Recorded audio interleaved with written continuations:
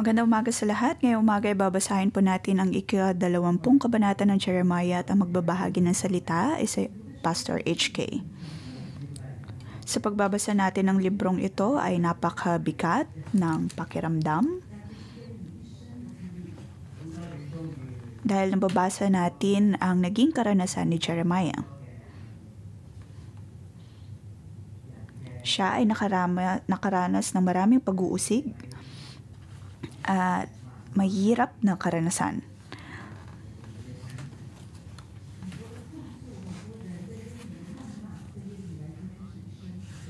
At para kay Jeremiah ay naranasan niya ito sa buong buhay niya. Pinasan ni Jeremiah ang lahat ng ito para sa Panginoon.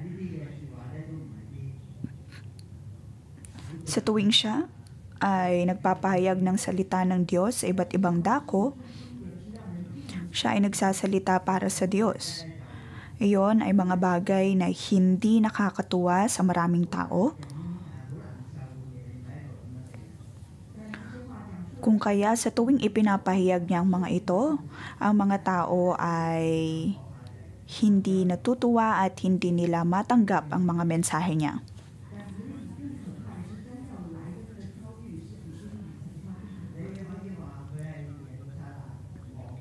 Isang bagay na mas matindi pa kaysa sa nararanasan ni Jeremiah ay ang pangitain para sa Israel. Dahil sila ay mawawasak at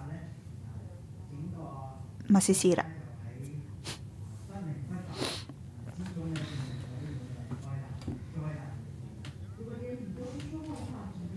Kung hindi ipapahayag ni Jeremiah ang mga salitang ito, ang mga pahayag ng Diyos ay hindi maunawaan ng mga taga-Israel ang kanilang pagkawasak.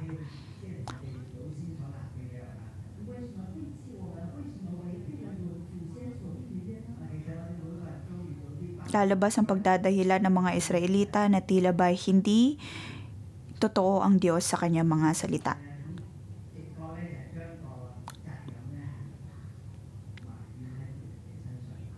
Sa tuwing tayo ay nakakaranas ng paghihirap sa buhay, madalas ay isinisisi natin ito sa iba. Ikaw ang dahilan kung bakit ako naghihirap.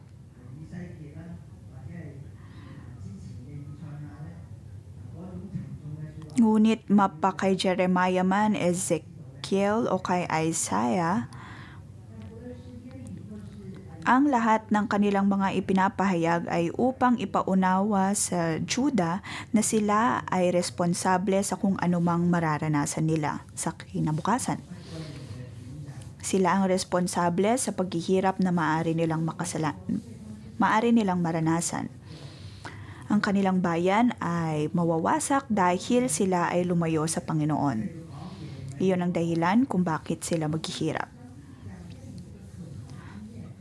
At sa chapter 20 ay patuloy po nating makikita ang paghihirap na naranasan ni Jeremiah. Si Jeremiah ay tila lumalaban sa buong mundo. Kanyang kaharap maging ang mga relihiyon sa iba't ibang mga kaharian. Maraming mga propeta noong araw ang nagsasabi na mayroong kapayapaan sa lugar, ngunit para kay Jeremiah ang kanyang ipinapahayag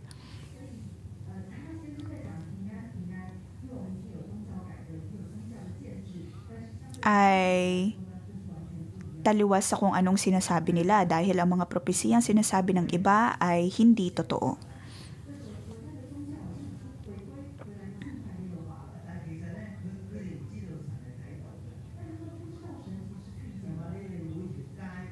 Ang lahat ng mga relihiyon noong araw ay tila sumasamba sa Diyos, ngunit ang totoo noon ay hindi iyon totoo. Hindi iyon makatotohanan.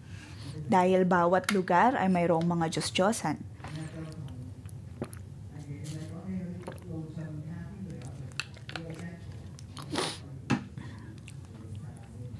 Sinabi ng Diyos kay Jeremiah na siya'y maghanap ng kahit isang makatwirang tao.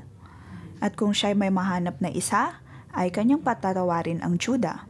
Ngunit bandang huli ay wala siyang nahanap na makatwirang tao. Hanggang sa sinabi ng Diyos na wag na niyang ipanalangin ang mga tao.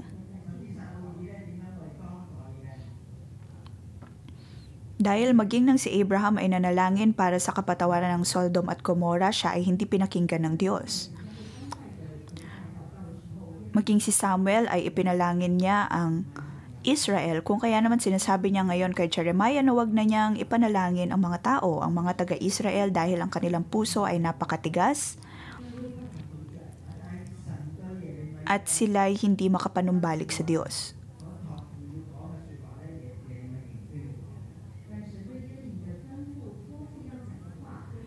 Ngunit ang nais ng Diyos na ipahayag ni Jeremiah ay patuloy pa rin niyang ginawa.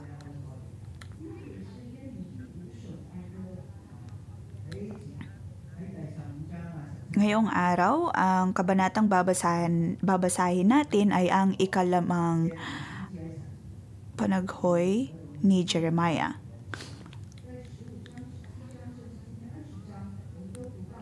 Makikita natin dito ang dinadamdam ni Jeremiah bilang propeta.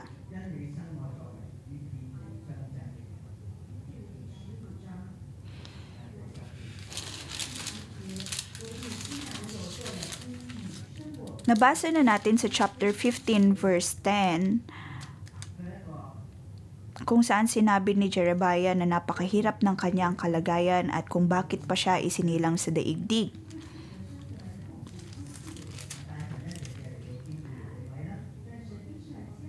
Ramdam ni Jeremiah ang sakit sa kanyang buhay. Ngunit naroon ang Diyos na laging nagpapalakas sa kanya. Sinasabi ng Diyos kay Jeremiah na kung siya'y patuloy na manunumbalik at magsasalita para sa kanya, siya ang magtatanggol sa kanya.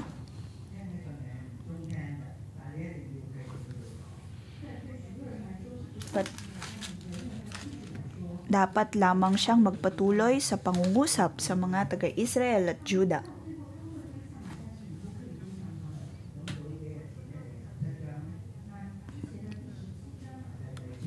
Sa chapter 17, ito ang ikaapat na daing ni Jeremiah.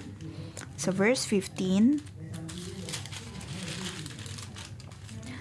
sinasabi sa akin ng mga tao, nasa ng mga banta ni Yahweh laban sa amin, bakit hindi niya ito gawin ngayon?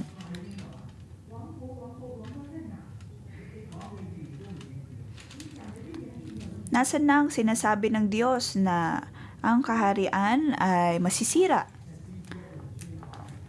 Ganito ang banta ng mga tao kay Jeremiah.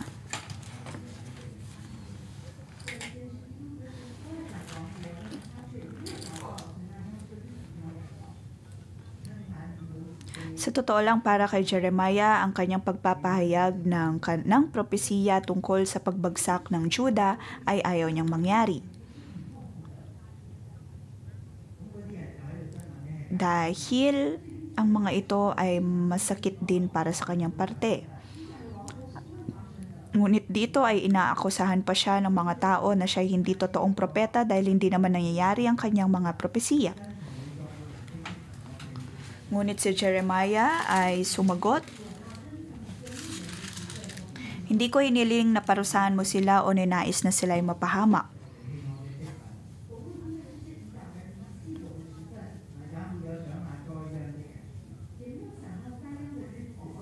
Dito sinasabi ni Jeremiah na hindi siya nagmamadali at ayaw niyang isipin ang kanilang mga kaparusahan dahil masyado iyong mahirap.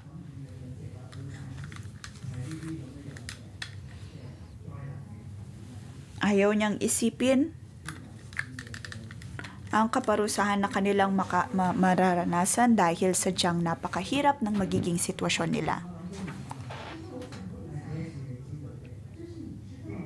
Ayaw isipin ni Jeremiah ang pagdanak ng maraming dugo.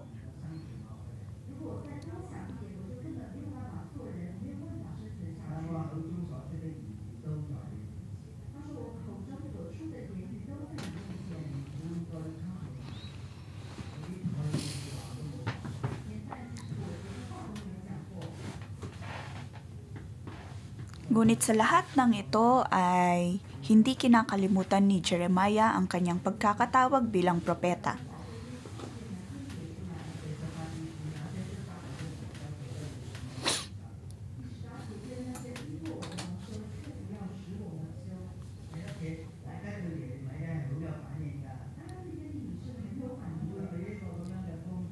Kahit na siya ay pinapahiya ng maraming tao, nagpatuloy pa rin siya sa kanyang pagkakatawag.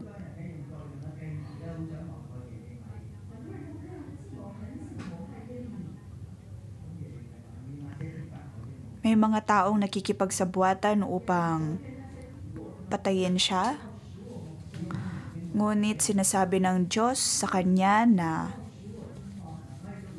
ang kaparusahan ng Diyos ay mapapasa kanila. Sa ating pagbabasa ng libro ng Jeremiah, ating mapagtatanto na gumagamit si Jeremiah ng iba't ibang mga talinghaga.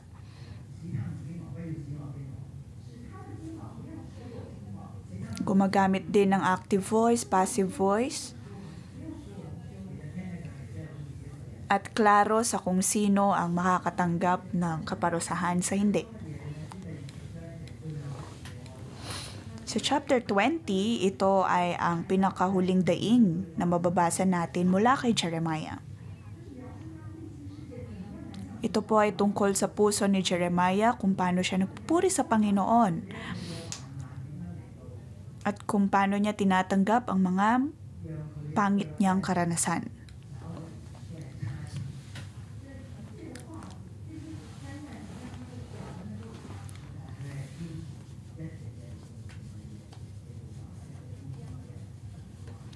Kung paano ang mga karanasan na ito ay nagpahirap sa kanya, ngunit siya ay nananatili pa rin sa kanyang pagkakatawag at nanatili pa rin tapat sa Diyos.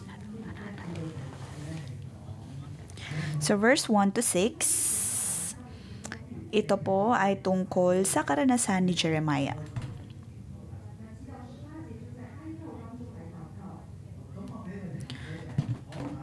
Sa verse 7 to 8 ay ang panalangin naman ni Jeremiah pagdating sa sitwasyon na kanyang naranasan.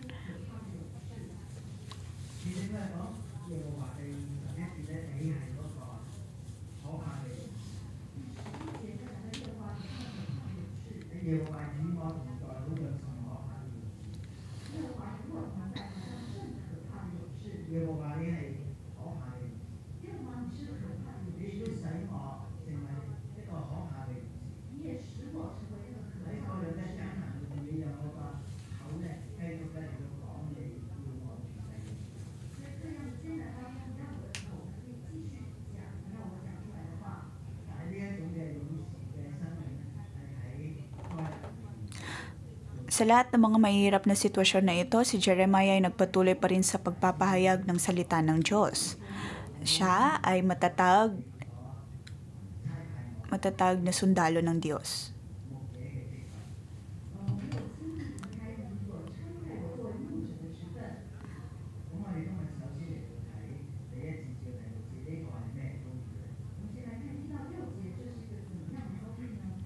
Sa verse 1 to 6,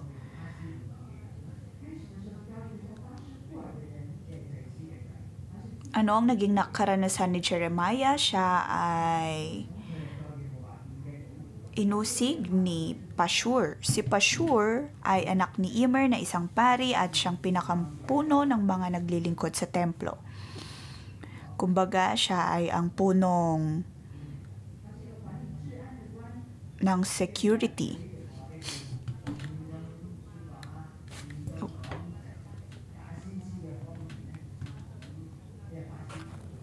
At kung may mga taong nagpapahayag ng mga hindi totoong propesiya, si Pashur ang pupunta sa mga taong ito upang hulihin sila at ikulong.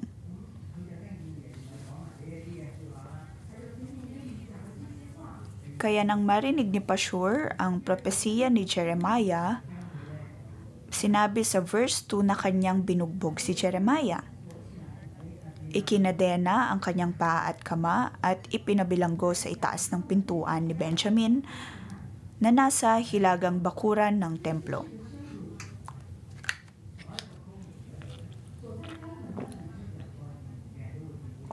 Ito ay isang kahihiyan para kay Jeremiah. Dahil siya ay ikinulong o kaya ibinalanggo sa itaas ng pintuan ni Benjamin kung saan maraming tao ang maraming makakakita. Ito ay tulad na nangyari kay Kristo. Ito ang naging karanasan ni Jeremiah. Sa verse 3 ay pinalaya siya ni Pashur. Matapos ang isang gabi ay pinalaya siya ni Pashur.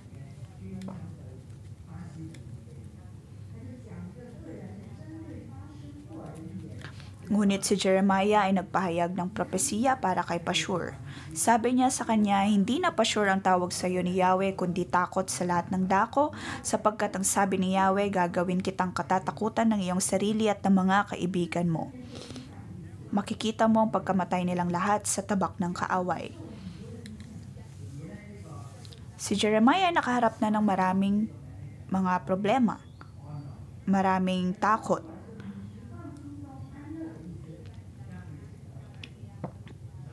Ngunit ang ibig sabihin ng pangalan ni Pashur ay relax, walang kahirap-hirap, ngunit pagdating dito ay iniba niyang kanyang pangalan at magiging takot sa lahat ng dako. At nabanggit sa verse 4 kung ano ang mangyayari, na siya ay katatakutan niya ang kanyang sarili at ng kanyang mga kaibigan.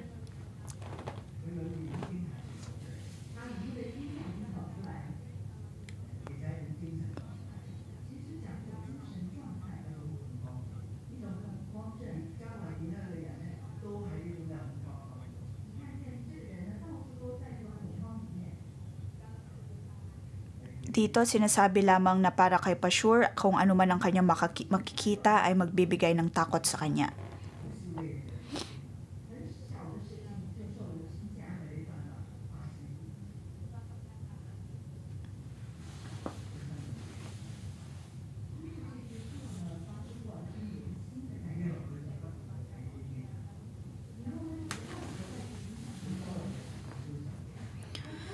Si Pashur ay magkakaroon ng gandisyon kung saan ang lahat na makikita niya magbibigay lamang ng takot sa kanya.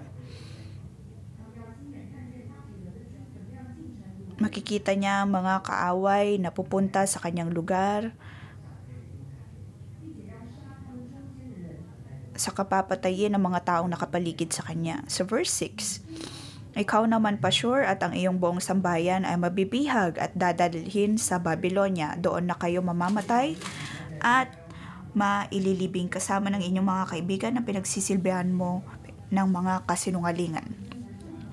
Sinabi ni Jeremiah sa kanya na doon siya mamamatay at doon din siya maililibing.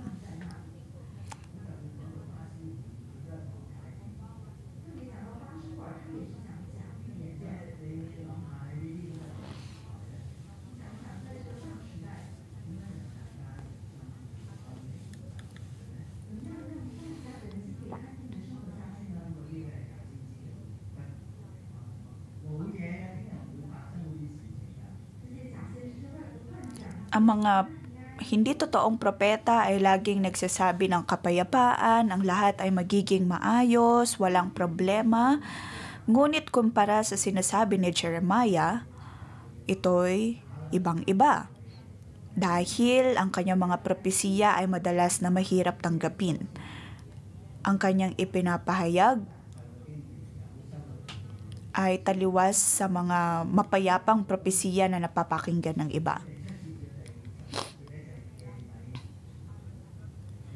So verse 7 to 8, ito naman ay panalangin ni Jeremiah.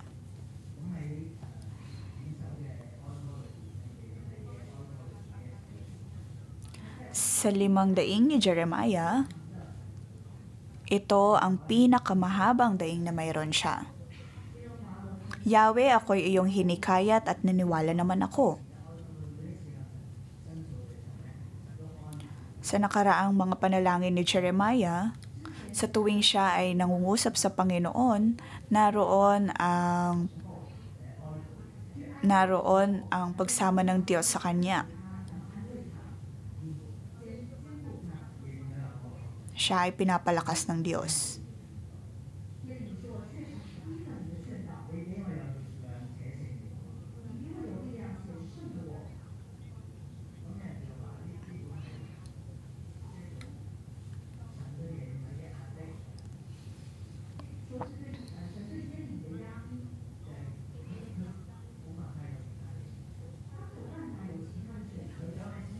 May mga taong nagsasabi na ang nararanasan ni Jeremiah ay pag-uusig na mula sa Diyos.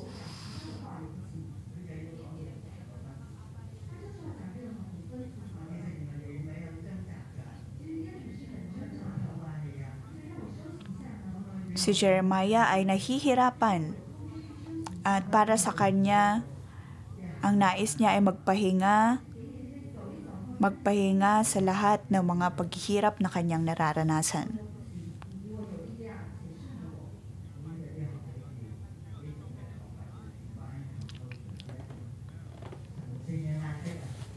Ngunit sa verse 7, sinabi niya dito, higit kang malakas kaysa akin, kaya ikaw ay nagwagi.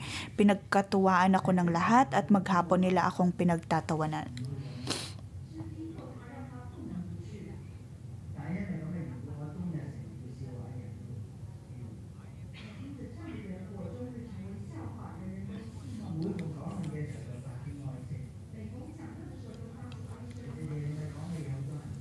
Tuwing ako'y magsasalita at sisigaw ng karahasan, pagkawasak, pinagtatawanan nila ako at hinahamak sapagkat ipinapahayag ko ang iyong salita. Maraming taong hindi na nakikinig kay Jeremiah. At ramdam ng mga tao ang kalungkutan sa puso ni Jeremiah. Ang tingin sa kanya ng iba ay baliw. Kung kaya nang sumisigaw si Jeremiah ng karahasan, pagkawasak, siya ay pinagtatawanan lamang ng mga tao.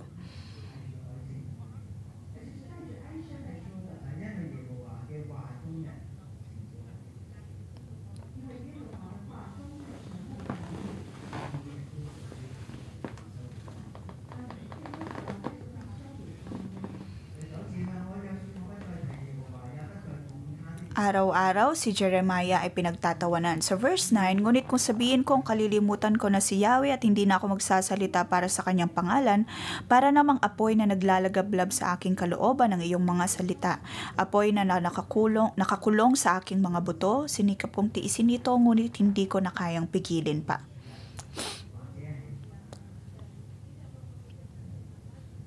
Ito ay kumbaga heat stroke para kay Jeremiah.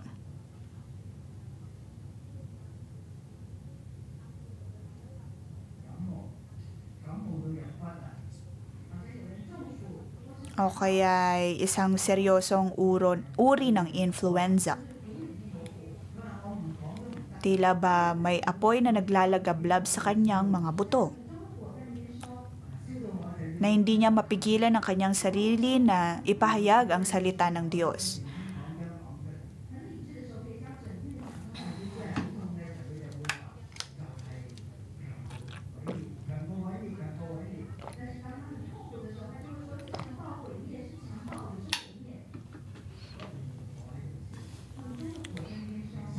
Naroon ang apoy na naglalagablab sa kanyang mga buto. At hindi niya matiis na hindi ipahayag ang mga ito.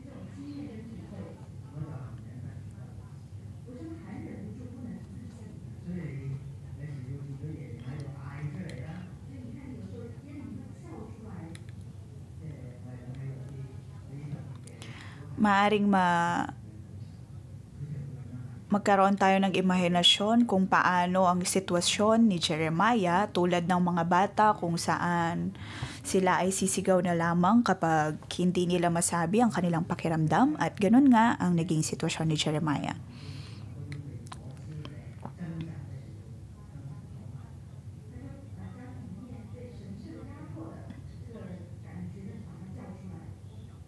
Si Jeremiah ay nagsalita at sumisigaw ayon sa bugso ng kanyang damdamin. Sa verse 10 to 13 ay mababasa po natin ang panalangin. ni Jeremiah at kanyang pinipilit na sabihin na siya'y mandirigma ng Diyos. Kahit na maraming tao ang umuusig sa kanya, ngunit si Jeremiah ay isa pa ring mandirigma na itinayo ng Diyos na katatakutan ng marami.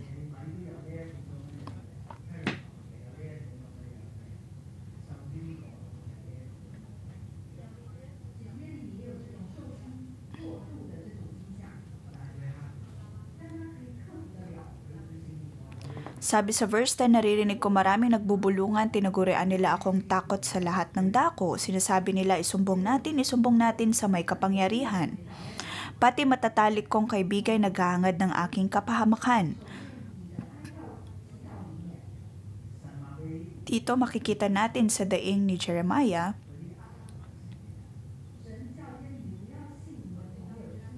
na huwag pagkatiwalaan maging ang mga sinasabing kaibigan niya.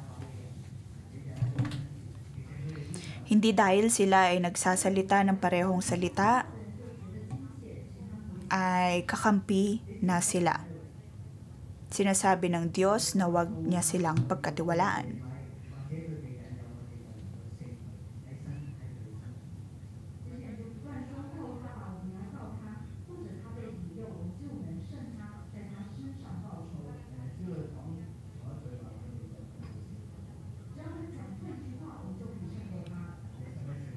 Si Jeremiah sa verse 11, sinabi niya rito, subalit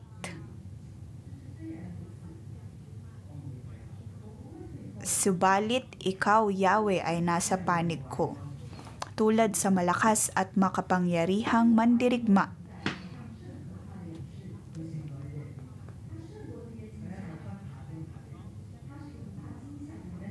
Si Yahweh ay higit pa sa lahat ng mga katakot-takot na bagay na iyon. Mabibigo ang lahat ng umuusig sa akin, mapapaya sila at hindi magtatagumpay kailanman. Ang mga tao noong araw ay hinahangad ang pagbagsak ni Jeremiah, ngunit sinasabi ng Diyos na sila ang siyang mabibigo. Sila ang mapapahiya at sila ang masasaktan.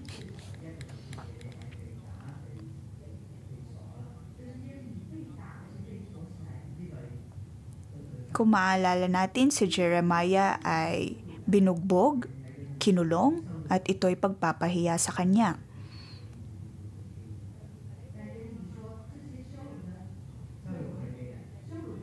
Ngunit dito sinasabi na ang mga taong nagpahiya sa kanya ay mapapahiya din. Sa verse 12, si Jeremiah ay nakikipag-usap sa Diyos ng diretso.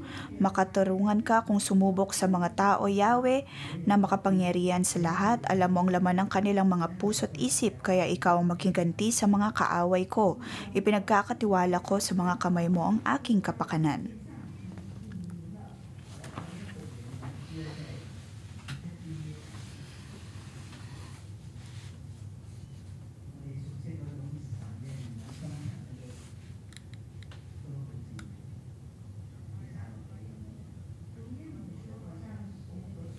Sa pagbabasa ng libro ng Jeremiah, para bang nakikita natin na ubos na ang kabutihan ng Diyos dahil puro paghihiganti ang siyang nababasa natin.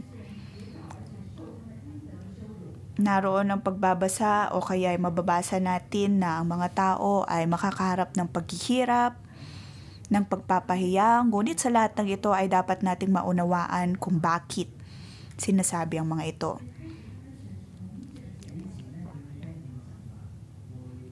Kung tutuusin, si Jeremiah ay nasa panig ng Diyos. Siya ay nakaayon sa kalooban ng Diyos.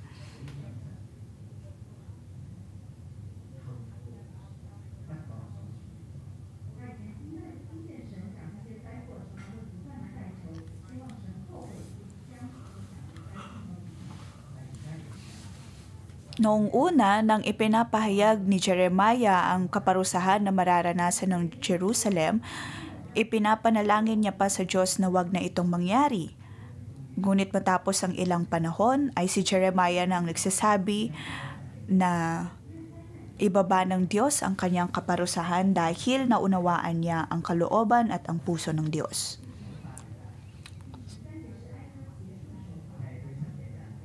At sa verse 13, iyon ang papuri ni Jeremiah sa Panginoon. Awitan ninyo si Yahweh, siya'y inyong papurihan sapagkat inililigtas niya mga api mula sa kamay ng mga gumagawa ng kasamaan.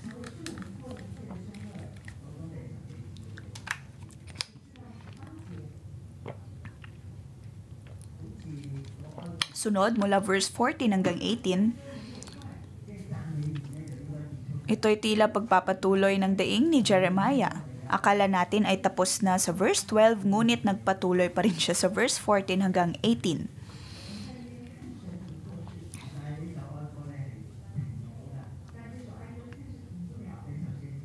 Hindi natigil ang pag-iyak ni Jeremiah sa verse 14 to 18. Si Jeremiah ay dumadaing muli sa Diyos.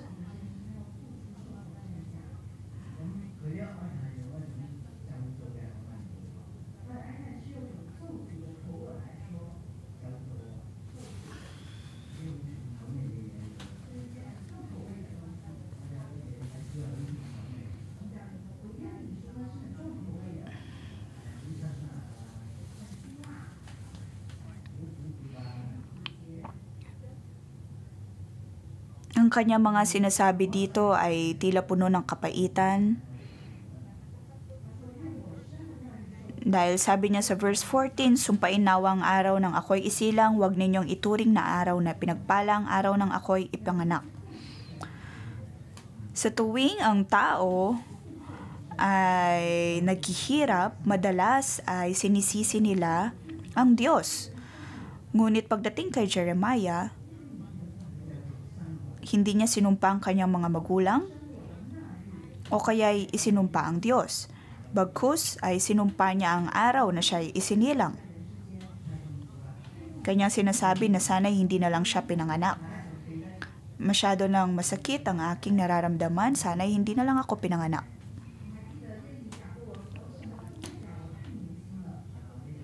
Nang sinabi ni Jeremiah na hindi siya makapagsalita dahil siya'y masyadong bata pa, pinaalalahanan siya ng Diyos na mula pa lang sa kanya sinapupunan ng kanyang ina ay tinawag na siya. Kung kaya naman naging ganito ang sagot ni Jeremiah na sana sinumpa na lang ang araw ng kanyang pagsilang.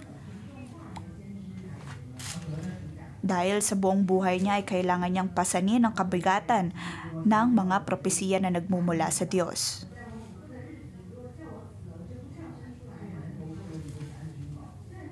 Dito sinasabi niya na sana'y sinumpa na lang ang araw ng kanyang pagsilang.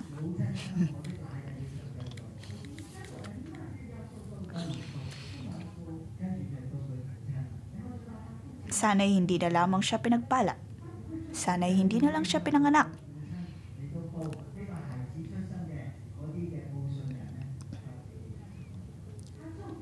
Hindi niya sinumpa ng diretso ang kanyang ama, ngunit sinumpa ang mga taong nagbalita ng kanyang kapanganakan.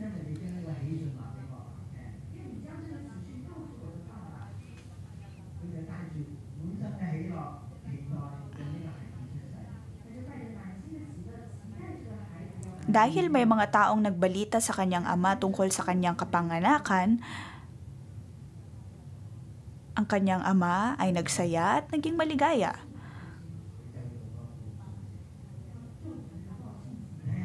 Dito makikita natin na isinumpa ni Jeremiah hindi ang kanyang ama ngunit ang taong nagbalita ng kanyang kapanganakan.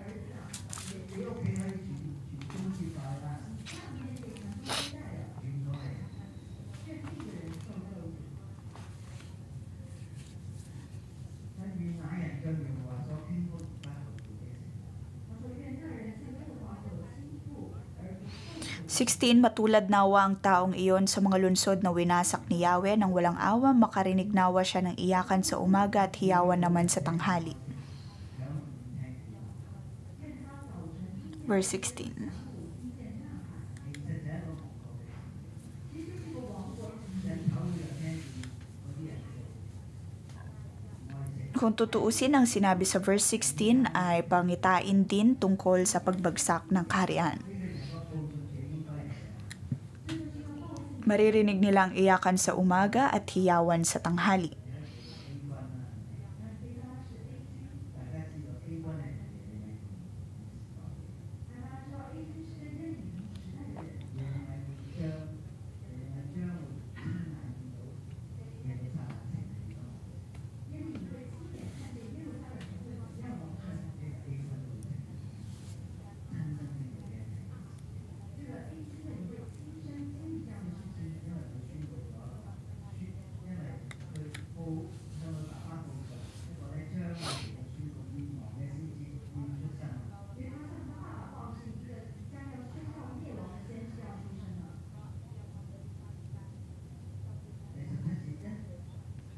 Sa verse 17, sapagkat hindi niya ako pinatay bago ako isinilang, sa gayon naging libingan ko sana ang tiyan ng aking ina.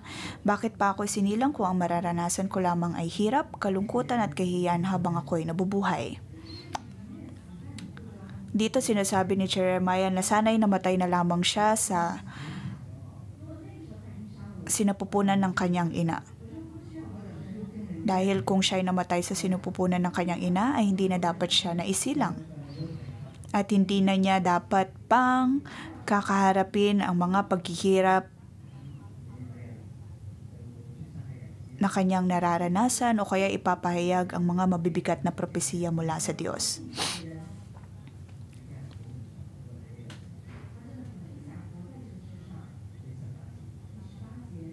Sa pagkakataong iyon ay tila ayaw ni Jeremiah na mabuhay pa. Sinabi niya sa verse 18, bakit pa ako sinilang kung mararanasan ko lamang ay hirap, kalulungkutan at kahiyan habang ako'y nabubuhay. Ito ang karanasan ni Jeremiah. Sa tuwing ang mga tao ay ikinakasal, hindi siya makadalo. Kung mayroong paglalamay, hindi rin siya makapunta. At kahit saan man siya magpunta ay hindi siya kinikilala ng mga tao. Pagkatapos ay sinabihan siya ng Diyos na hindi dapat siya mag-asawa, hindi rin dapat siya magkaroon ng anak. Dahil paparating na ang panahon ng paghihirap.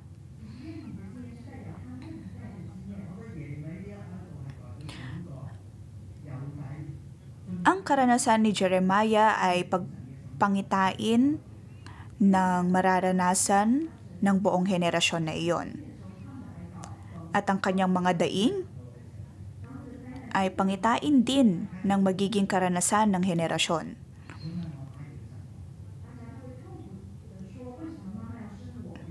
Dahil kung mangyayari na ang propesiya ng kanilang paghihirap, kanilang na lamang masasambit na bakit pa kami ipinanganak? Bakit pa kami isinilang?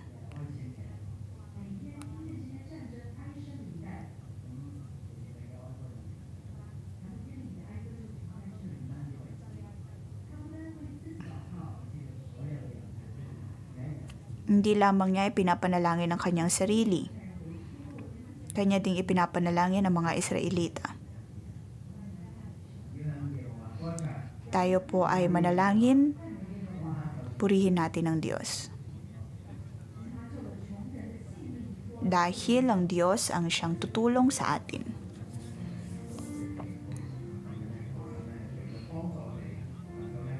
Tayo pa ay manalangin at ipanalangin natin na tayo ay tulungan ng Diyos na kahit ano pa mang sitwasyon na ating mararanasan ay dedepende pa rin tayo sa Kanya at pupuri sa Kanya.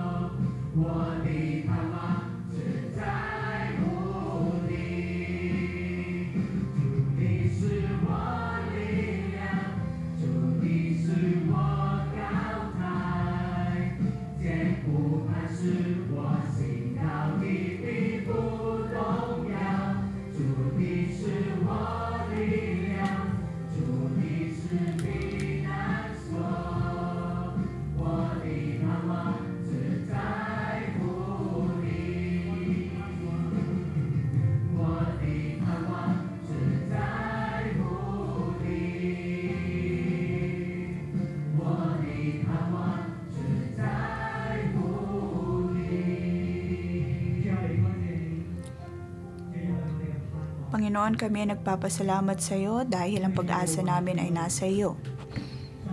Dahil ikaw ang Diyos na kasama namin, ikaw ay nasa kalagitnaan namin at kami ay aawit sa iyo. Mga kapatid, nais ko kayong imbitahan na umawit kay Yahweh sapagkat ang kanyang presensya ay nasa atin na kahit pa ang mundo ay nasa napakahirap na sitwasyon o kaya tayo ay nasa mababang parte ng ating buhay, ngunit ang Diyos ay kasama natin. Gamitin po natin ang ating mga boses upang purihin ang Diyos, awitan ang Diyos.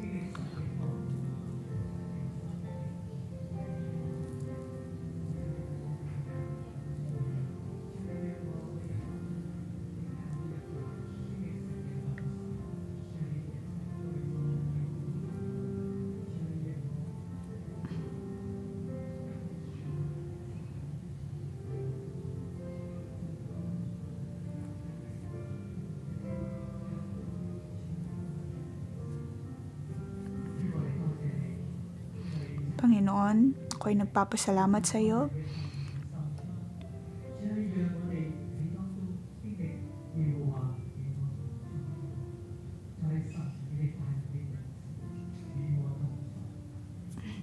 Dahil tinutulungan mo kami na maging mandirigma para sa iyo, na kahit pa umarap kami ng mga kahirapan sa mundo, kahirapan pagdating sa ekonomiya, ngunit kami ay narito pa rin, narito sa iyong tahanan, narito sa iyong templo. At patuloy na nararanasan ang iyong presensya. Ito ay biyaya nagmumula sa iyo. Panginoon, tulungan mo kami.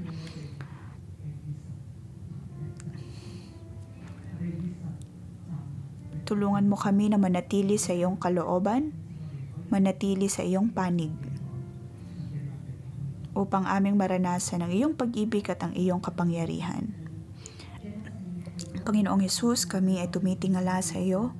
Maraming salamat sa iyong pagsama sa amin, na sa tuwing kami ay nasa iyong panig, Aming natatanggap ang iyong kalakasan na kahit pa may mga kahirapan, pag-uusig, nandoon ang kalakasan na nagmumula sa iyo at kami ay makauusad kasama mo pagkat ikaw ang aming matibay na muog. At aming puso ay nagiging malakas din sa pagharap ng mga bawat pag-uusig. Mga kapatid, ngayon,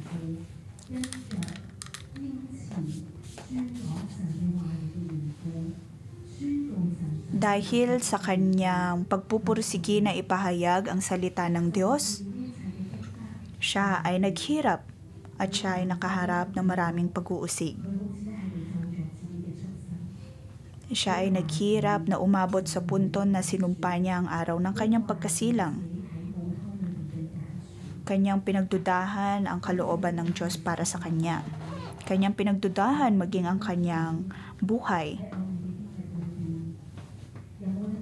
At iyon ang naging malakas na pakiramdam ni Jeremiah.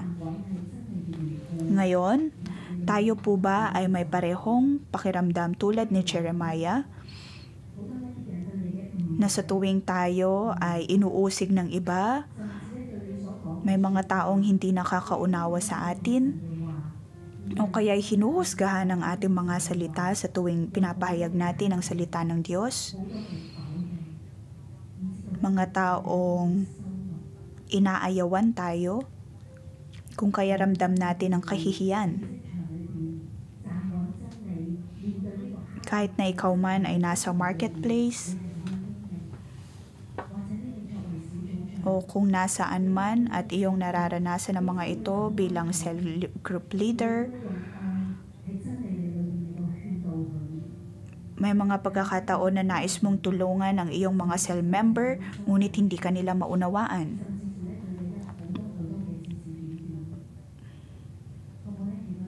Sinisisi ka lamang at inuusig ka.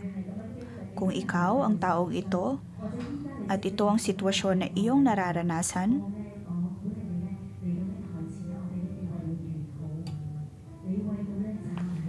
maaari po kayong pumunta sa harap at kayo'y ipapanalangin.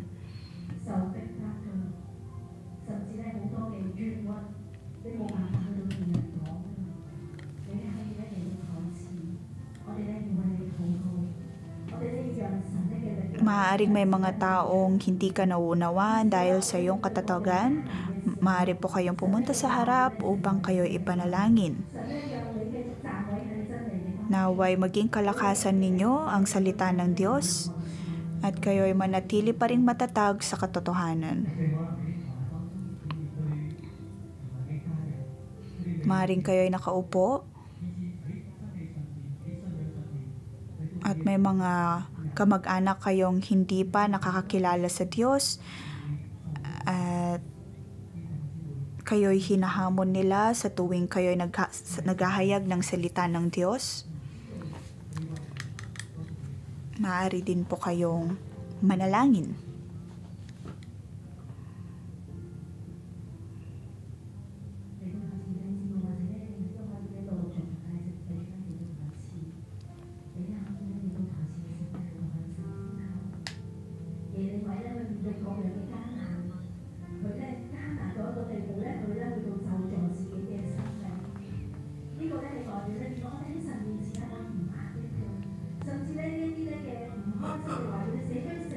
Sa ating pag-iyak sa Diyos ay ibuhos po natin ang bawat nating nararamdaman dahil tayo ay Kanyang nauunawaan, tayo ay Kanyang tinatanggap.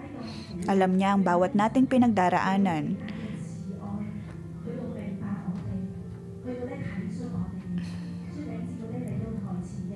Tayo ay tatanggapin ng Diyos ng may pag-ibig.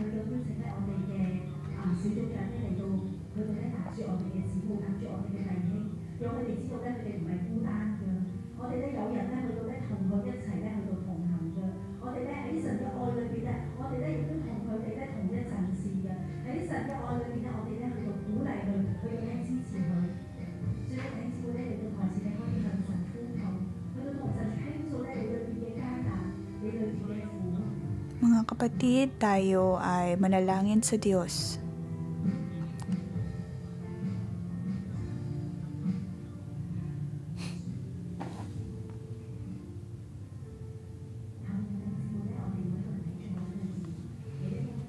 Para sa mga taong nakaupo naman o kaya ay nakikinig online, maaari po ninyong ipanalangin ang inyong mga puso, ipanalangin ang inyong mga tenga, nabigyan kayo ng Diyos ng tenga na nakikinig. At naway tulungan kayo ng Diyos na maunawaan ang bawat niyang salita.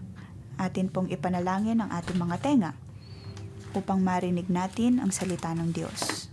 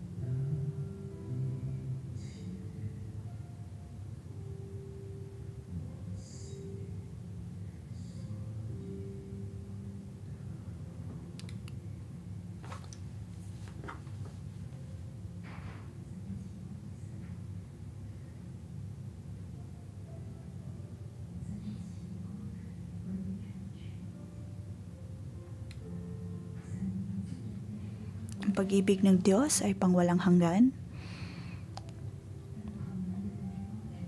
Tulad ng kung paanong tinulungan ni Jeremiah. Tinulungan ng Diyos si Jeremiah, tayo man din ay tutulungan ng Diyos. Kayo man ay nasa harap o kaya ay nakaupo kung nasaan man. Sinasabi ng Diyos sa verse 11, "Subalit ikaw, Yahweh, ay nasa panig ko tulad sa malakas at makapangyarihang mandirigma.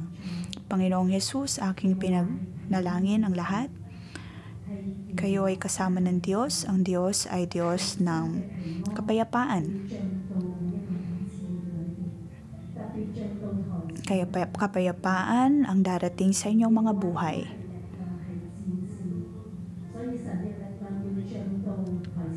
Ang Diyos ang iyong magiging kalakasan at kayo ay magiging tulad ng makapangyarihang mandirigma. Ang ating Diyos ay matagumpay na Diyos. Ang kanyang katagumpayan ay inyong mararanasan. Sa inyong pagtindig sa katotohanan ng Diyos, kayo ay bibigyan niya ng katagumpayan. Sa verse 12,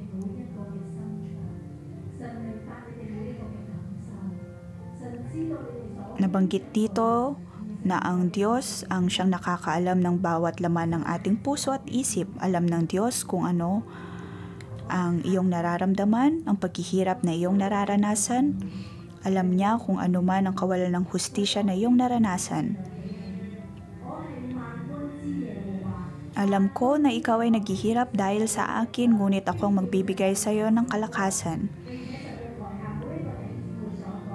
Ako ang iyong magiging kalakasan. Ako ay nangungusap sa inyo. Ako ang Diyos ng katotohanan. Ang aking mga salita ay puno ng kalakasan.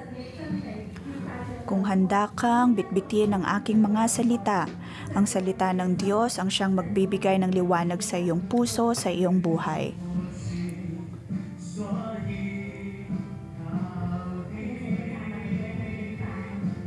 Tayo po ay tumayo at purihin natin ang Diyos.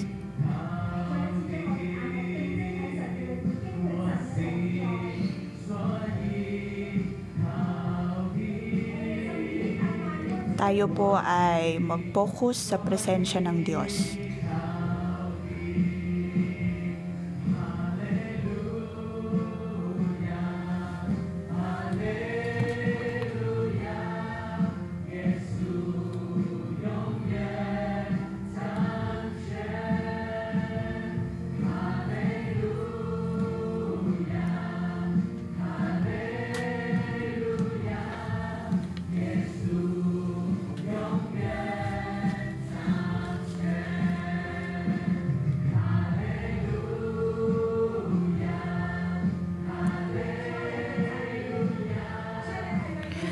Panginoon, narito kami upang purihin ka. Ikaw ang Diyos na naghahari magpakailanman. Ikaw ang naghahari sa aming buhay. Ikaw ang maghari sa aming simbahan. Ikaw ang maghari sa aming lungsod, sa aming bansa. Pinupuri ka namin. Dahil ikaw ang mandirigma na dapat katakutan ng lahat pagkat ikaw ang siyang naghahari sa lahat. Pinupuri ka namin at pinapasalamatan. Nais kong bawat kapatiran na tumindig at ipanalangin ang ating simbahan na sa tuwing ipinoproklama ng ating simbahan ng katotohanan ay may mga taong umuusig sa atin. Ngunit, sinasabi dito na ang Diyos ay kasama natin.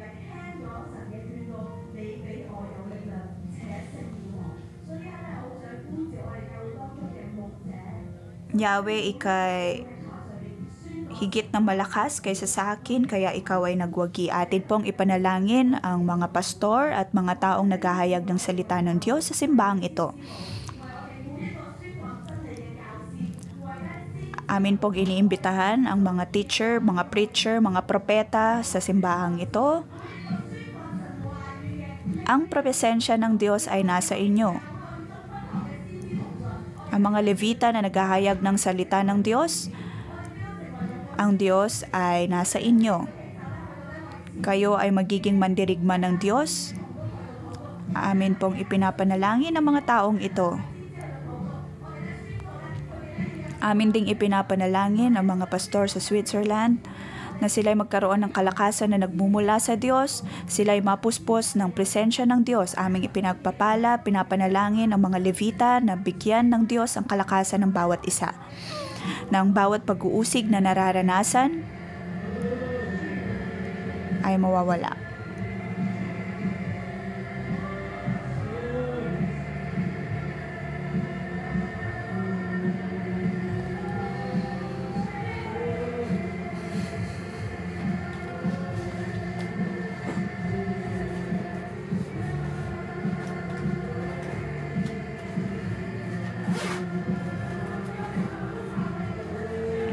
Panginoon, kami ay dumadaing sa iyo.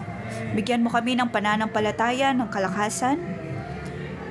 Nang kami ay tinawag mo upang ipahayag ang iyong mga salita, ang iyong katotohanan, bibigyan mo kami ng kalakasan. Panginoon, bigyan mo kami ng apoy upang hindi kami matakot.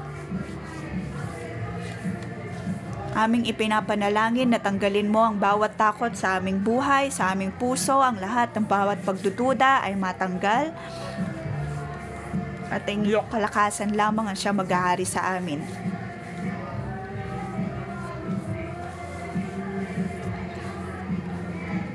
Na sa aming pagtindig, ikaw ang siyang maghahari sa aming buhay.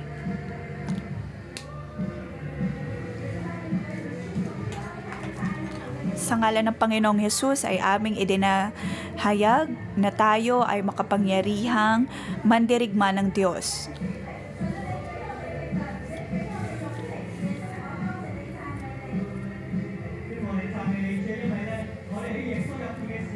Pinupuri ka namin, Hesus, na kung kami ay nasa presensya ni Yahweh, kami ay magiging mandirigmang makapangyarihan. Ang iyong kalakasan ang siyang kasama namin at ang bawat pag-uusig ay hindi magwawagi sa aming buhay. Kami ay iyong magiging matibay na muog, kaya aming ipagpapatuloy na ipahayag ang iyong mga salita at ipahayag ang iyong pag-ibig. Makikita ng lahat ng tao ang totoong Diyos at makikita ng lahat ang paghahari ng Diyos. Panginoon, maraming salamat. Atin pong ipanalangin si Pastor Joshua at Simo, sabi sa verse 11, ideklara po natin na ang Diyos ay nasa buhay ni Pastor Joshua at Simo. Panginoon, aming ipinapanalangin si Pastor Joshua at Simo. Siya ay nasa panig nila tulad sa malakas at makapangyarihang mandirigma. Mabibigo ang lahat ng umuusig sa kanila. Mapapahiya sila at hindi magtatagumpay kanilanman. Hindi makakalimutan ng mga taong to ang kanilang kahihiyan habang panahon.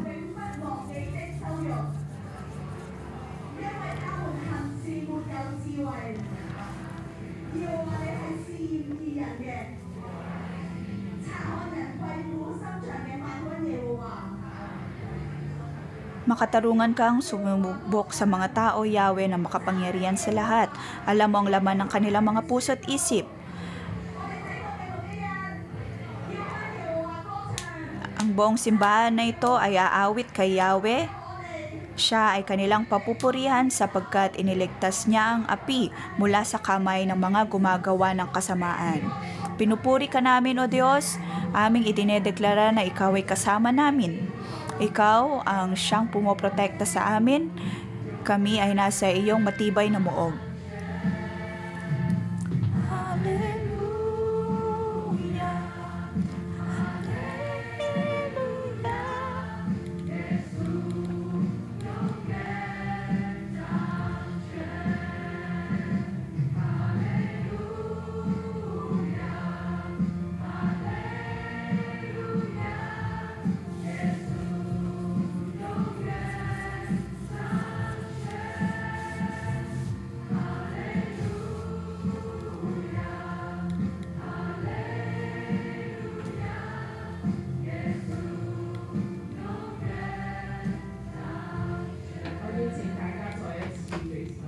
Nais kong imbitahan ang bawat isa na itaas ang inyong mga kamay at ipanalangin natin ang Israel, ang Jerusalem.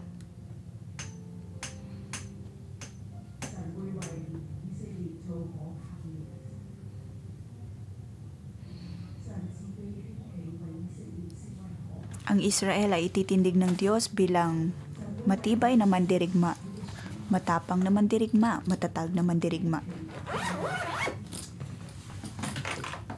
Kanyang itatatag ang kanyang mga hinirang na tao upang maging kahangahangang mandirigma.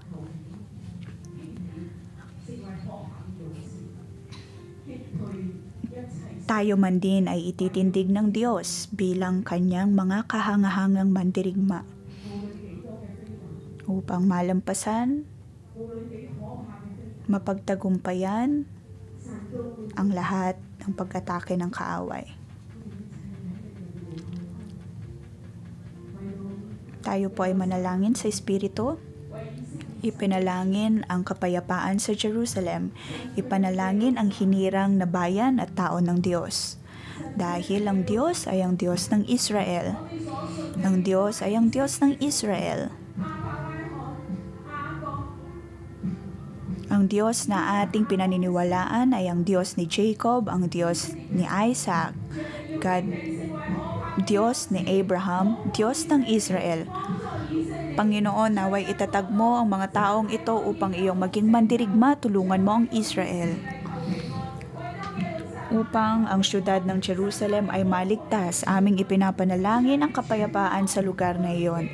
Naway iyong protektahan ang mga tao na iyong hinirang. Protektahan mo, O Diyos, sa mga taong may banal na takot sa iyo. Iyong protektahan ang mga taong naniniwala sa iyong kaligtasan. Tayo ay magpatuloy sa pananalangin para sa Israel. Israel ang siyang ating pinanggalingan. Panginoon, maraming salamat sa iyong pagdinig sa aming mga panalangin.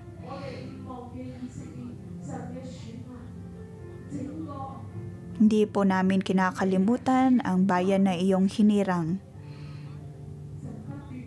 Ang buong libro ng Jeremiah ay tungkol sa Israel. Patuloy tayong pinapaalalahanan ng Diyos na pagpatuloy tayo sa pananalangin para sa Israel, para sa Jerusalem. Hindi namin kinakalimutan, O Diyos, na Ikaw ang Diyos ni Isaac, Jacob at Abraham. Ikaw man din ay Diyos namin. Naway pagpalain mo ang lahat ng narito. Tulungan mo kami, O Diyos, na maging mas malapit sa iyo. Tulungan mo kami, O Diyos, na ang puso namin ay maging mas malapit sa iyo. Naway magkaroon kami ng pakialam sa mga bagay na iyong pinapahalagahan. Pagpalain mo ang bawat isa na sa kapayapaang nararanasan namin ay ipapanalangin din namin ng iba, ang buong mundo at ang buong Israel. Pagpalain mo ang bawat isa sa ngalan ni Jesus. Amen. Dito po nagtatapos ang ating pangumagang debosyon. Magandang umaga.